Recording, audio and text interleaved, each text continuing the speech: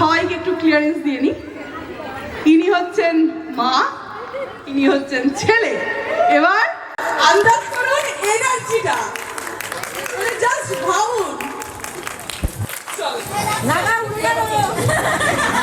রঞ্জিত চলে এসো, মৌমিতা চলে এসো। আজকে একটা কথা আমি সবসময় বলি, এটা সঠিকটাই বলি। আমি গত বছর যখন গুড্ডুর নাচ দেখেছিলাম আমার ভালো লাগেনি, কিন্তু সেইখান থেকে এবারে যে গুড্ডুর নাচ আমাকে কোনো কথা বলার জায়গা দেয়নি। একটু জোরে হাততালি হোক প্রজিতের জন্য, ওকে তার নাম গুড্ডু।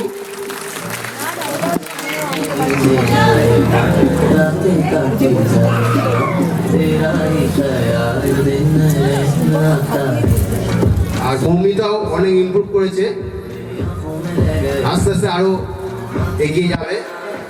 আর দিদির কথা কিছু বলার নেই, দিদির এই বয়সে এই এনার্জি, এর জন্য আর একবার জোরে হাততালি হোক।